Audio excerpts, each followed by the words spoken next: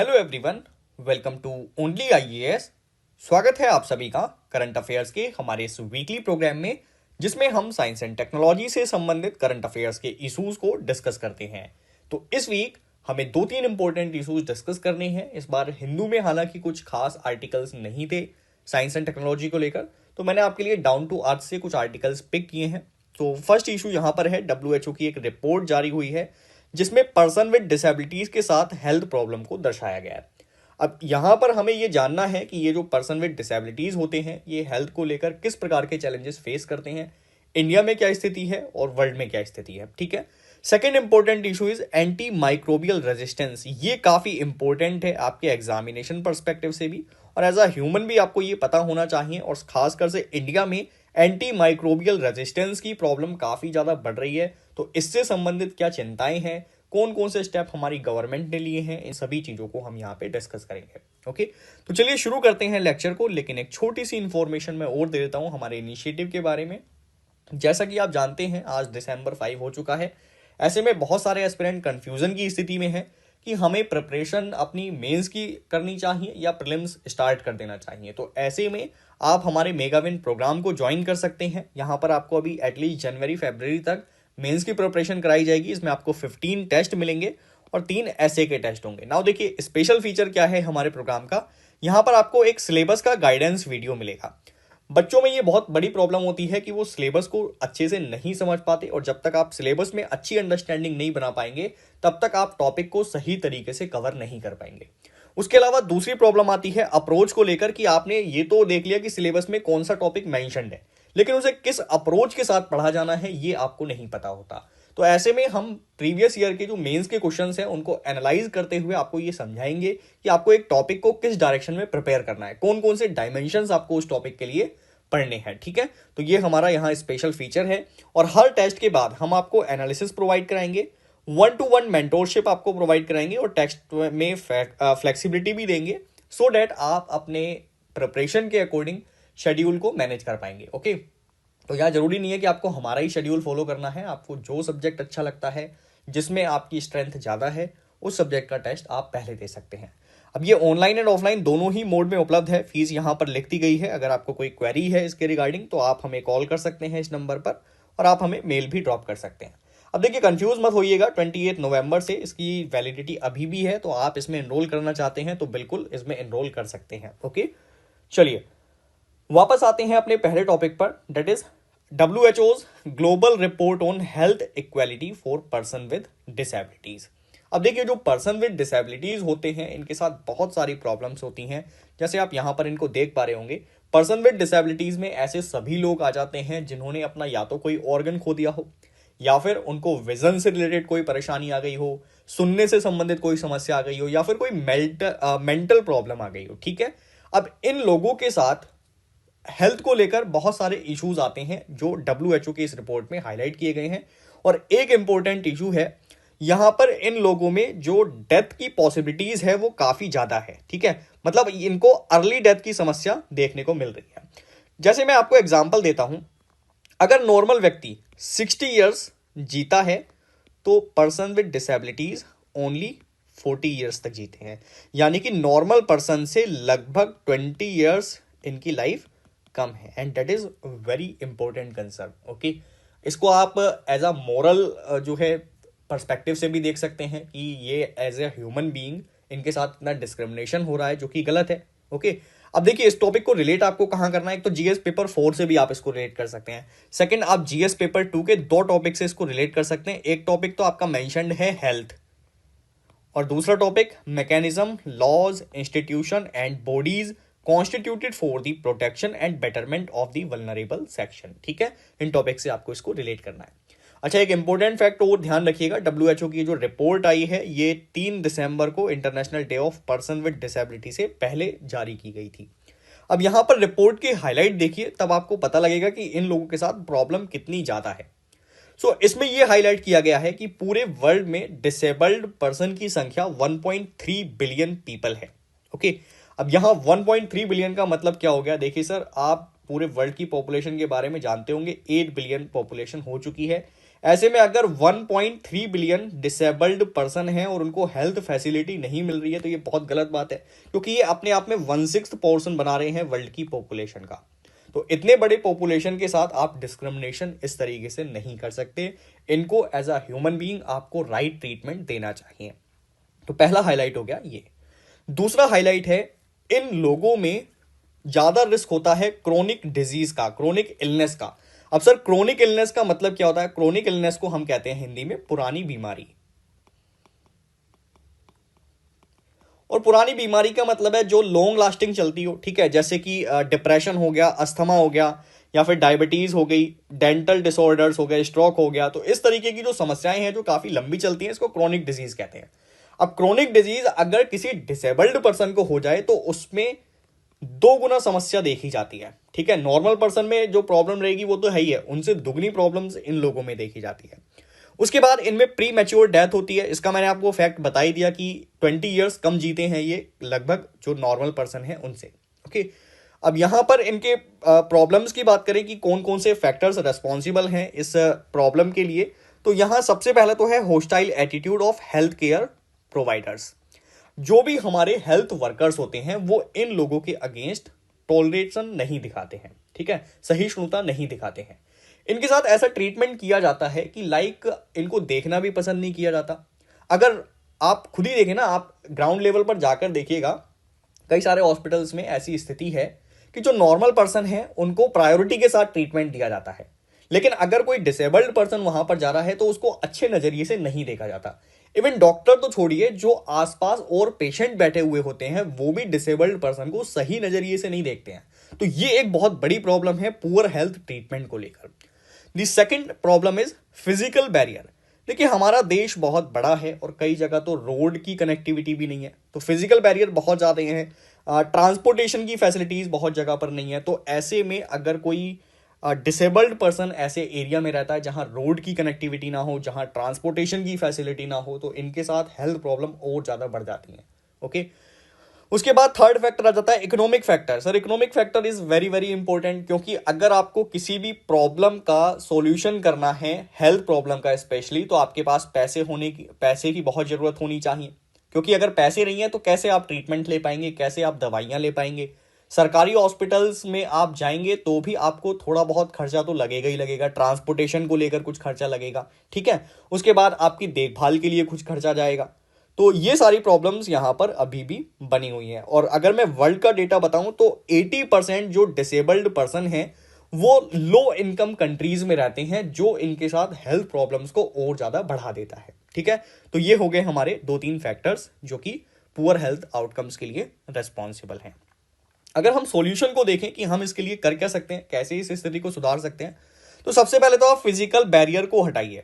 और Indian government काफी ज्यादा स्टेप्स ले रही है, रोड कनेक्टिविटी को बढ़ाने का प्रयास किया जा रहा है, रिमोट एरियाज को हम सैटेलाइट के माध्यम से जोड़ने का प्रयास कर रहे हैं, है ना, सैटेलाइट कनेक्शन हम देने का प्रयास कर रहे हैं। तो ये काफी ज्यादा अच्छा रहेगा, ये काफी ज्यादा बेनिफिशियल रहेगा इंडिया में इन प्रॉब्लम्स को सॉल्व करने के लिए। उसके बाद हमें पर्सन विद डिसेबिलिटीज को लेकर एक डेटा कंडक्ट करना चाहिए जो रीसेंट हो। मतलब हर साल आप डेटा कलेक्ट करिए कि भारत में इनकी स्थिति क्या है, क्योंकि जब आपको पता लग जाता है कि हमारे देश में कितने % पॉपुलेशन डिसेबिलिटी के साथ है, तो ऐसे में आप उनके लिए एविडेंस बेस्ड पॉलिसी बनाने में सफल हो जाते हैं। और एविडेंस बेस्ड पॉलिसी बनाने का मतलब होता है डेटा के आधार पर पॉलिसी बनाना। और अगर आप डेटा के आधार पर पॉलिसी बनाते हैं तो टारगेटेड तरीके से इस पॉपुलेशन को बेटर हेल्थ ट्रीटमेंट दे सकते हैं। उसके बाद तीसरी चीज आप क्या कर सकते हैं, यहां पर आप बहुत सारे जो सिविल सोसाइटीज हैं, बहुत सारी कंट्रीज हैं, बहुत सारे ग्रुप्स हैं, उनको इन्वॉल्व करिए ताकि वो पर्सन विद डिसेबिलिटीज की हेल्प कर सकें। क्योंकि ये एक कोऑपरेशन के साथ सॉल्व किया जाने वाला इशू है। केवल एक वन वे अगर गवर्नमेंट ही इस स्टेप को सॉल्व करना चाहे, इस प्रॉब्लम को सॉल्व करना चाहे, तो शायद ये प्रॉब्लम सॉल्व नहीं हो पाएगी। इसमें लोगों की मानसिकता बदलनी भी बहुत जरूरी है ताकि वो इन लोगों के साथ जो डिसेबल्ड पर्सन है सही ट्रीटमेंट कर सके, उनको सही नजरिए से देख सके, ठीक है। तो ये हो गया हमारा फर्स्ट टॉपिक कंप्लीट। इससे ज्यादा आपको इस टॉपिक में कुछ भी नहीं पढ़ना है। चलते हैं सेकंड टॉपिक पर, that is anti microbial resistance. अब ये टॉपिक आपके लिए काफी ज्यादा इंपॉर्टेंट है, इसकी आप समस्या को समझिएगा कि ये कितना गंभीर हो सकता है। ओके, कंटेक्स्ट ये है कि WHO ने अभी एंटी माइक्रोबियल रेजिस्टेंस को top global public health threat में रख दिया है। ठीक है, यानी कि आप समझ सकते हैं कि पूरे वर्ल्ड के लेवल पर ये काफ़ी ज़्यादा हेल्थ को लेकर नुकसान पहुंचा रहा है। अब यहाँ सबसे पहले आप समझिए कि एंटीबायोटिक्स क्या होते हैं, उसके बाद एंटीबायोटिक्स रेजिस्टेंस क्या होते हैं, और फिर मैं आपको बताऊंगा AMR यानी एंटी माइक्रोबियल रेजिस्टेंस। एंटीबायोटिक्स का तो आपने नाम सुना ही होगा। एंटीबायोटिक्स तब इस्तेमाल की जाती हैं जब किसी को इन्फेक्शन हो जाता है। अब इन्फेक्शन के ट्रीटमेंट के लिए एंटीबायोटिक्स दी जाती हैं, लेकिन इंडिया में एक ट्रेडिशन है कि हाउस होल्ड अपने आप बिना किसी कारण से एंटीबायोटिक्स ले लेते हैं। नॉर्मल अगर किसी को खांसी हो गई, नॉर्मल फीवर हो गया, तो ऐसे में भी वो एंटीबायोटिक्स का इस्तेमाल करते हैं। मतलब ओवर यूज ज्यादा है एंटीबायोटिक्स का इंडिया में। तो जब आप इसका ओवर यूज करते हैं तो इससे कुछ बैक्टीरिया इन एंटीबायोटिक्स के अगेंस्ट रेजिस्टेंस डेवलप कर लेते हैं। ठीक है, और इसी को हम कहते हैं एंटी बैक्टीरियल रेजिस्टेंस। ठीक है, ABR आपको समझ में आ गया। अब अगर ये जो एंटीबायोटिक्स हैं इसके अगेंस्ट रेजिस्टेंस प्राप्त करने में बैक्टीरिया के अलावा कुछ और स्पीसीज भी सक्सेसफुल हो जाएं, जैसे फंगस, वायरसेस, प्रोटोजोआ, तो इसी कंडीशन को हम क्या कहेंगे, इसी कंडीशन को हम कहेंगे this is anti microbial resistance. Microbial का मतलब होता है सूक्ष्म जीव। ठीक है, तो माइक्रोब्स में बहुत सारी चीजें आ सकती हैं, जैसे बैक्टीरिया आ सकते हैं, फंगस आ सकते हैं, वायरस आ सकते हैं, प्रोटोजोआ आ सकते हैं। तो ये सभी अगर एंटीबायोटिक्स के अगेंस्ट रेजिस्टेंस डेवलप कर लें तो इसी को हम एंटी माइक्रोबियल रेजिस्टेंस कहेंगे। अब अगर आपको गंभीरता बताऊं कि ये कितना गंभीर हो सकता है, तो अगर किसी व्यक्ति के बॉडी में एंटी माइक्रोबियल रेजिस्टेंस आ जाए तो ऐसे में उसकी बॉडी पर एंटीबायोटिक्स काम नहीं करेंगी, एंटीबायोटिक्स फेल कर जाएंगी। और अगर एंटीबायोटिक्स फेल हो गई तो ऐसे में उस व्यक्ति का उपचार किया जाना असंभव हो जाएगा, और उपचार नहीं मिलेगा तो एक ही फिर चीज बचती है, वो है डेथ। ओके, तो ये काफ़ी ज़्यादा गंभीर समस्या है। इसीलिए आपको जब एंटीबायोटिक्स प्रेस्क्राइब की जाती हैं तो उसे आपको प्रेस्क्राइब टाइम तक यूज़ करना है और उसका मिस यूज़ नहीं करना है। किसी भी इलनेस के लिए एंटीबायोटिक्स आपको ऐसे ही नहीं ले लेनी है। ठीक है, चलिए आगे बढ़ते हैं और कुछ डेटा देखते हैं एंटी माइक्रोबियल रेजिस्टेंस को लेकर। यह और ज़्यादा सीरियसनेस आपके अंदर डेवलप करेगा। अब देखिए 2019 में अगर हम देखें पूरे वर्ल्ड में तो 95 मिलियन डेथ हुई थी एंटी माइक्रोबियल रेजिस्टेंस इन्फेक्शन को लेकर। तो जैसा कि मैंने बताया कि एक ही ऑप्शन बचता है, अगर ये डेवलप हो गया किसी की बॉडी में और इन्फेक्शन हो गया तो उस व्यक्ति की डेथ निश्चित है, उसका ट्रीटमेंट करना लगभग असंभव है। ओके, तो 95 मिलियन ये जो डेथ दिखा रहा है अपने आप में बहुत बड़ा डेटा है। ओके, नेक्स्ट थिंग, इंडिया यहां पर वर्ल्ड का लार्जेस्ट कंज्यूमर है एंटीबायोटिक्स का। मैंने आपको बताया इंडिया के एक ट्रेडिशन चल चुका है इंडिया में कि कोई भी छोटी से छोटी बीमारी अगर हो जाती है किसी व्यक्ति को तो एंटीबायोटिक्स लेना तो ऐसा समझते हैं जैसे कि मूंगफली खा रहे हैं आप। ठीक है, तो ऐसा बिल्कुल नहीं करना है, बहुत ज्यादा गंभीर प्रॉब्लम हो जाएगी इससे। उसके बाद इंडिया में सबसे ज्यादा एंटी माइक्रोबियल रेजिस्टेंस के इन्फेक्शन आते हैं और रीजन यही है कि आप मिसयूज करते हैं एंटीबायोटिक्स का। उसके बाद अगर हम इकोनॉमिक पर्सपेक्टिव देखें एंटी माइक्रोबियल रेजिस्टेंस से इकोनॉमिक लॉस कितना होता है, तो पूरे ग्लोबल की जो जीडीपी है उसमें हर साल लगभग 3.4 ट्रिलियन डॉलर का लॉस होता जाएगा अगर ये कंटिन्यू रहेगा 2030 तक। ठीक है, that is very very important thing. उसके बाद इसमें लगभग 24 मिलियन पीपल एक्सट्रीम पॉवर्टी के स्तर तक जा सकते हैं। अब एक्सट्रीम पॉवर्टी कैसे आ जाएगी एंटी माइक्रोबियल रेजिस्टेंस से? देखिए, एंटी माइक्रोबियल रेजिस्टेंस अगर किसी व्यक्ति में डेवलप हो जाता है तो उसमें इन्फेक्शन का खतरा पहले तो बढ़ जाएगा, और इन्फेक्शन का खतरा बढ़ेगा तो ट्रीटमेंट का कॉस्ट बढ़ेगा, और ट्रीटमेंट कॉस्ट बढ़ेगा तो व्यक्ति पॉवर्टी की कंडीशन में चला जाएगा। क्योंकि ये जो ट्रीटमेंट कॉस्ट आपका बढ़ रहा है ना, इससे कोई सॉल्यूशन भी नहीं मिलेगा। आप दवाइयों पर पैसा खर्च करते रहेंगे करते रहेंगे करते रहेंगे, लेकिन हेल्थ प्रॉब्लम आती ही रहेगी क्योंकि एंटीबायोटिक्स उस व्यक्ति के बॉडी पर असर ही नहीं करेंगी। Okay, so this is very important thing. Next, अगर हम कुछ फैक्टर्स की बात करें कि एंटी माइक्रोबियल रेजिस्टेंस किन वजहों से हो जाता है, तो यहां पर मैंने एक इमेज दिखाया था आपको, ये देखिए।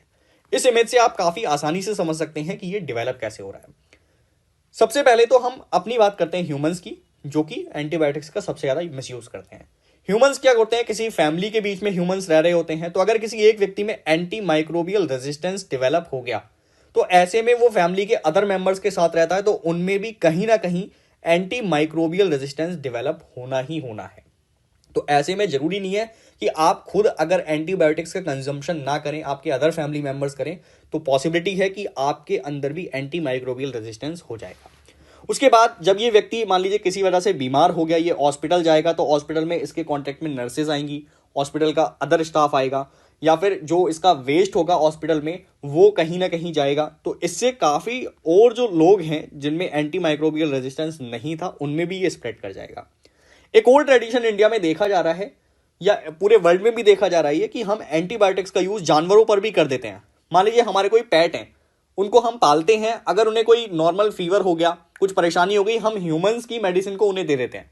तो हमने यहां पर क्या किया, इनको अगर एंटीबायोटिक दिया तो किसी ना किसी रूप में ये एंटीबायोटिक हमारे अंदर वापस आएगी। कैसे? इनसे आप बहुत सारे प्रोडक्ट प्राप्त करते हैं, जैसे मीट प्राप्त करते हैं, मिल्क प्राप्त करते हैं, उसका आप कंजम्पशन करते हैं। तो अल्टीमेटली जो एंटीबायोटिक्स आपने दिया था, अगर यहाँ कुछ बैक्टीरिया ऐसे हों इन एनिमल्स के अंदर जो इसके अगेंस्ट रेजिस्टेंस डेवलप कर लें, तो ये AMR बन जाएगा, एंटी माइक्रोबियल रेजिस्टेंस, और ये ह्यूमन बॉडी में भी कहीं ना कहीं वापस आ जाएगा।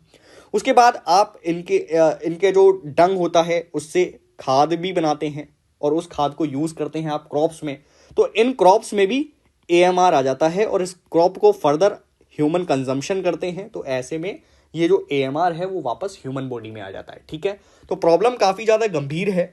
तो मैंने यहां पर आपको बताए कुछ फैक्टर्स, जैसे ओवर यूज हम कर रहे हैं, मिसयूज कर रहे हैं एंटीबायोटिक्स का, और साथ में ओवर द काउंटर यूज हो रहा है एंटीबायोटिक्स का।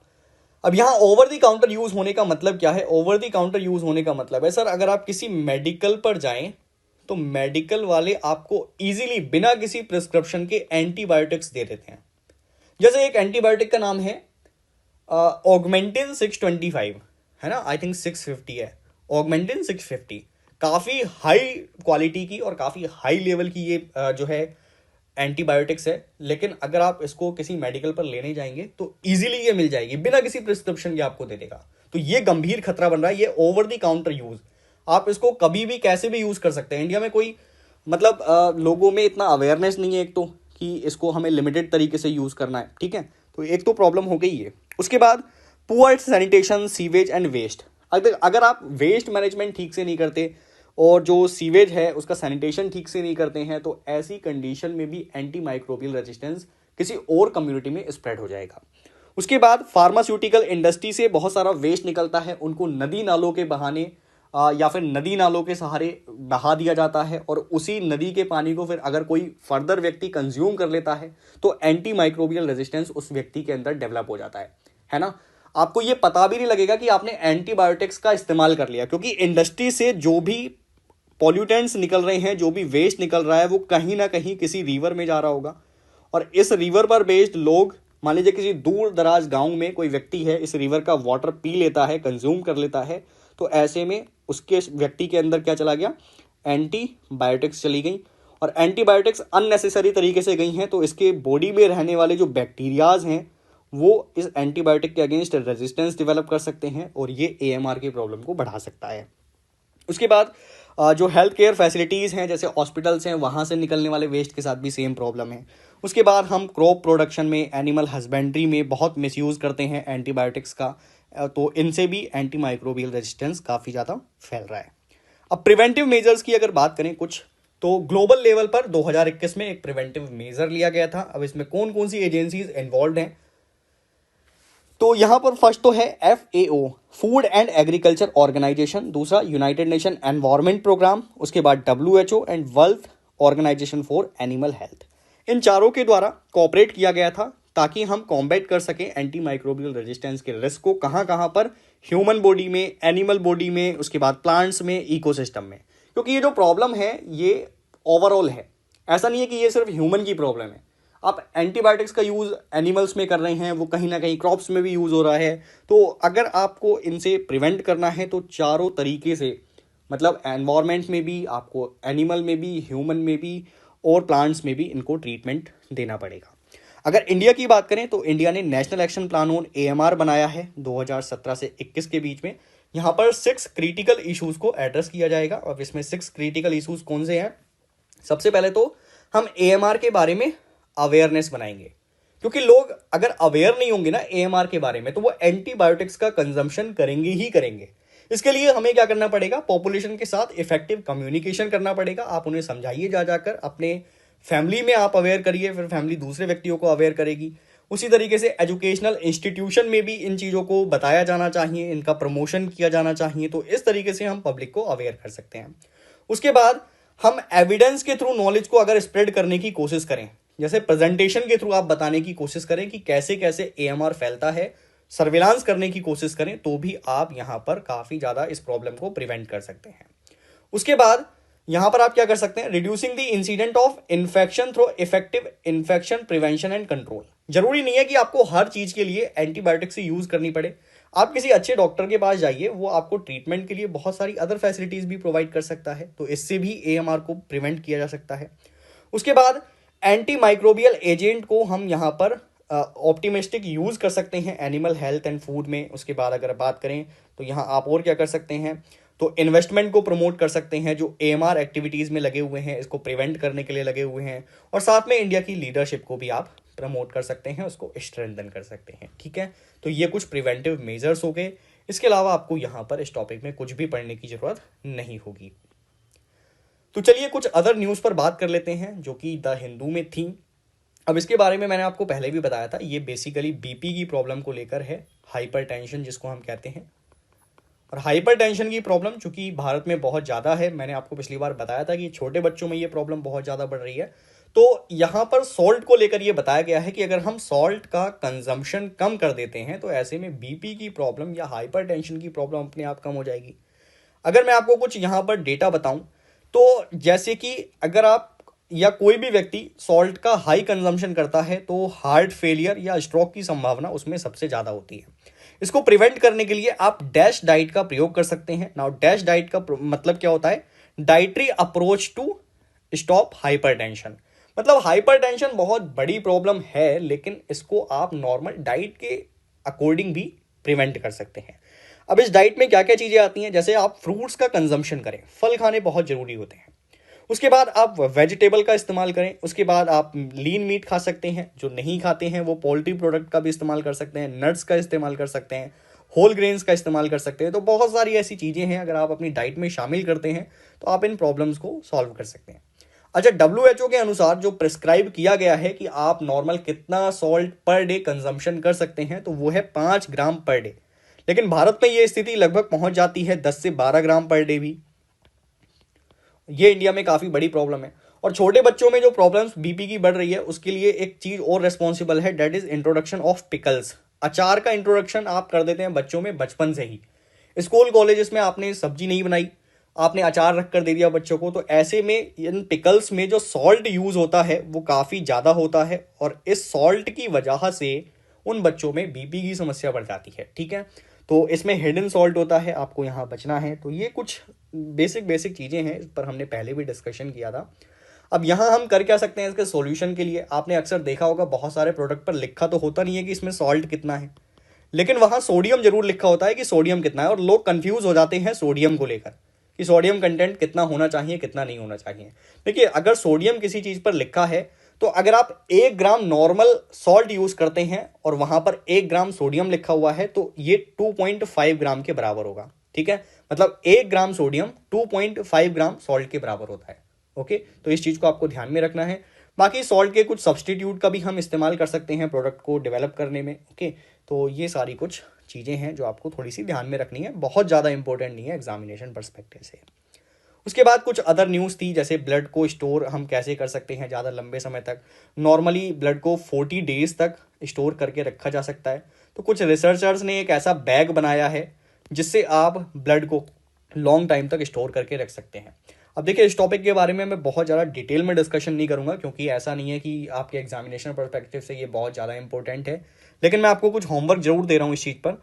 सबसे पहले तो आप यहाँ पर आरबीसीज के बारे में थोड़ी सी इंफॉर्मेशन कलेक्ट करेंगे कि रेड ब्लड कॉर्पसेल्स क्या होती हैं। उसके बाद आप यहाँ पर कुछ कॉम्पोनेंट सर्च करेंगे कि ब्लड में कौन कौन से कॉम्पोनेंट्स होते हैं, ठीक है। और इसके अलावा आप यहाँ पर क्या कर सकते हैं, ब्लड में एक दो चीज़ें मैं इंफॉर्मेशन आपको दे देता हूँ। जैसे ब्लड के अंदर जो ह्यूमन ब्लड होता है उसमें 55% लगभग प्लाज्मा होता है और 45% आपकी ब्लड सेल्स होती हैं। तो इनके बारे में थोड़ी सी रिसर्च कर लीजिएगा, साथ में WBCs के बारे में भी पढ़ लीजिएगा थोड़ा सा कि ये क्या होती हैं, ठीक है। तो इस टॉपिक में और ज़्यादा कुछ खास इंपॉर्टेंट नहीं है। यहाँ कुछ जो बैग है बनाए गए हैं ऐसे रिसर्चर्स के द्वारा, जिसमें आप ब्लड को लंबे टाइम तक स्टोर कर सकते हैं। तो इसमें हमारे एग्जामिनेशन परस्पेक्टिव से बहुत ज़्यादा आपको कुछ देखने को नहीं मिलता है। बस इतना याद रख लीजिएगा कि 40 डेज़ की सेल्फ लाइफ होती है ब्लड को स्टोर करने के लिए। तो इसको अभी न्यू बैग के थ्रू थोड़ा सा लंबा किया जा सकता है, हालांकि इसमें डेज नहीं दिए हैं कितने डेज तक आप बढ़ा सकते हैं, बट देखिए कुछ ऐसा कुछ खास है नहीं इसमें। ओके, तो चलिए यहाँ पर एंड करते हैं इस सेशन को और मिलते हैं न्यू लेक्चर में न्यू टॉपिक्स के साथ। Thank you so much. आपका जो रिव्यू हो आप इस लेक्चर के कमेंट बॉक्स में लिख सकते हैं। अगर कुछ सजेशन हो तो आप सजेशन भी लिख सकते हैं, और अगर आपको वीडियो पसंद आई है तो लाइक जरूर कर दीजिएगा, क्योंकि उसी रिस्पॉन्स से अकॉर्डिंग मुझे पता लगता है कि आप वीडियो कितना पसंद कर रहे हैं। ओके, चलिए, थैंक यू सो मच।